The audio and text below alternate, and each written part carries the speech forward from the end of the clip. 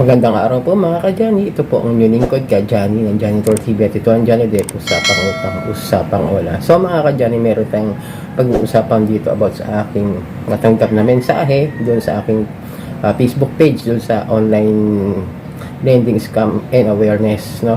Mga ka-Johnny, so pakisuportahan na lang po yung pati po yung aking Janitor TV sa TikTok page po, TikTok account ko po. Ito ko po sa inyo, medyo nakakabahala po sa akin yung mga ganitong mensahe. Pero sana makatulong itong magiging payo ko po sa inyo, ma'am. Ito po yung mensahe binigay niya sa akin. Kami po ay nakikiramay sa pagkamatay ng barangay. Bali niyo po yung pangatakpak ko lang kasi medyo private talaga yung gawin natin sa privado yung tao. Sa mga naiwan niyang utang sa company namin ay nais po ninyo itong bayaran sa mga masasendan o mapapadalahan ng message na ito. Mag-update lang po tayo. Nakakaawa ang kanyang sinapit dahil lang sa marami siyang utang. Nagtangka siya patiwakal si ma'am sa pamilyang naiwan niya. Kami po ay magpapadala ng kape, biskwit at mga Cortex. Bastos po, napakabastos talaga ng mga to. RIP ma'am, condolence sa pamilya na iwan ni ma'am.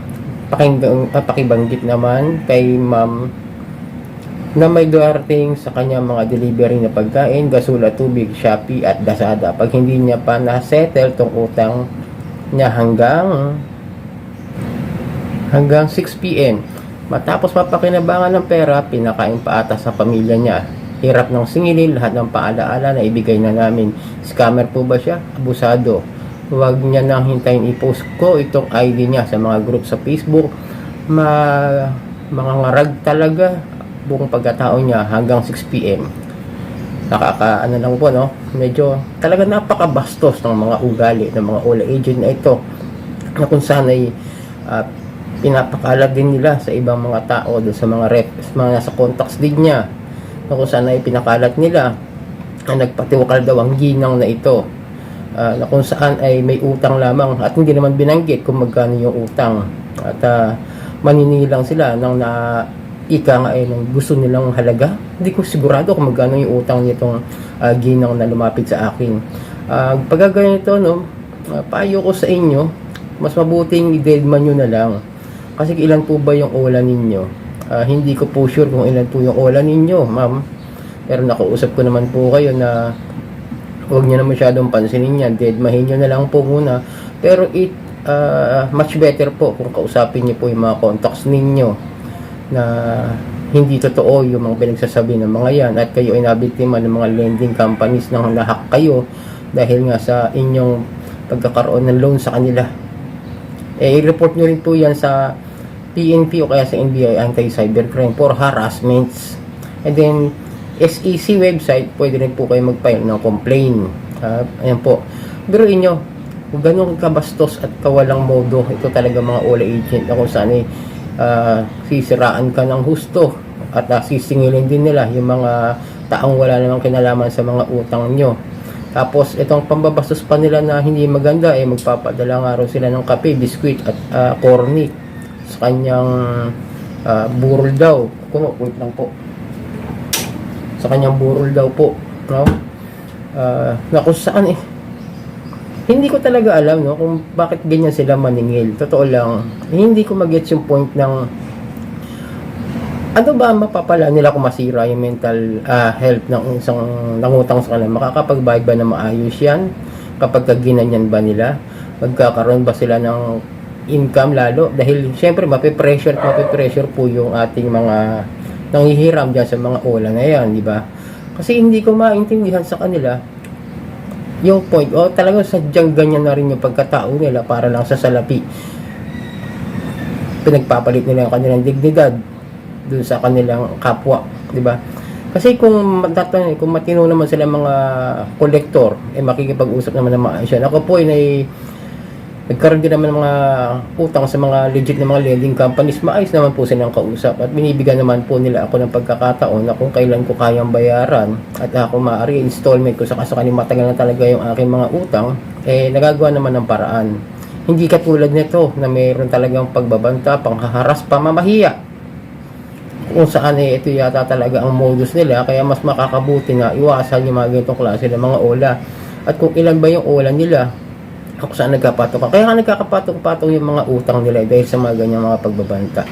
Yun po yung nakakabahala doon dahil nga mapipilitan na maghanap yung tao na mahihiraman, at kung wala mo siya mahiraman na malapit na kaibigan o malapit na kamag-anak, ay lalapit na naman sa ibang ola. Diyan na pumapasok na yung mga tapal system dahil sa ganyan. And then pagka na-post pa sa FB, mas malaking kahihiyan. Pero syempre may karapatan po kayo na magreklamo. Yun po ay cyber libel na po. At yung mga pananakot nila, padadalhan kayo ng mga kung ano-ano, gasol, tubig, pagkain mula sa ibang online shopping apps, huwag nyo verify nyo rin, kasi minsan may mga loko-loko talaga na gumagawa ng ganyan, na nagpapadala ng kung ano-ano, tapos hindi mo naman ikaw yung nag-order. Kung meron po kayo mga ganyang klase ng mga apps, tingnan ninyo sa mga transaction ninyo, baka ginagamit, kasi pwede naman talagang kopya nila at gamitin sa mga hindi magandang paraan at hindi magandang gawain yung ating mga info. Kaya nga ayoko minsan na mag-loan na sa mga ola na may mga history talaga ng mga hindi magandang paniningil, no? Ayun ang pag-aralan nyo, mga kadyani. Lagi nyong tingnan kung maganda ba yung review dyan sa mga ola na hinihiraman nyo. Huwag din tayong basta utang ng utang lang, kasi nga merong mga kaakibat na mga responsibilidad yung pag-utang natin sa kanila. Kasi kung legit na lending company yan, mas mabuti lagi nakikipag-usap lang po tayo. Tayo na yung nakikiusap, makikiharap para magkaroon ng tamang kooperasyon sa kanila. Pero kung mga ganitong klase ng mga online lending na walang modo, bastos at mga demonyo yung mga pag-uugali, huwag nyo, para sa akin, hindi ko nababayaran yung ganyan. Totoo lang, kasi ako nakaranas din ako ng harassments, pero hindi ko babayaran yan kahit anong mangyari. Pero siyempre, titigilan ko na yung pangungutang sa mga online lending apps, kaya nga ako tumigil diba? Yung sinasabi ko sa inyo na ako natuto na, medyo ayoko na rin madamay ibang tao, dahil sa mga GC, kapag ginawan ka nila yan, talagang dadamay nila. Tapos pati mga kaibigan nga ninyo, tatawagan talaga yan, kukontakin talaga nila yan, guguluhin din nila yan, hanggang sa pati kayong mga magkakaibigan o magkakamag-anak ay magkaroon ng hindi magandang pagkakaunawaan dahil lamang sa pagkakautang dito sa mga impaktong online lending apps na ito, na kung saan yung pang abuso sa ating mga karapatan, na kung saan yung modus na talaga nila yung manakot, mangharas, at kung ano-ano yung mga gagawin nila para lamang makakolekta ng perang ibinaon ka sa utang. Diba po? Yun po yung gusto ko iparating sa inyo. Baka mangyari sa inyo rin yung mga ganito, iwasan nyo na lamang po. Iharapin nyo po ng mas maganda sabihin nyo na lamang po yung totoo, na meron kayong mga loan sa mga ola. At kayo po ay nahakbo nila upang maintindihan ako maintindihan mga kaibigan ninyo, yung mga kaanak ninyo, kung malawak ang pag-iisip nila, dahil lamang po sa maliit na halaga, sinira nila ang inyong mga pagkatao at inyong dignidad sa iba. So yan mga kadyani, ito yung lingkod ka, Johnny ng Janitor TV, ito ang Johnny Depp, usapang utang, usapang ola.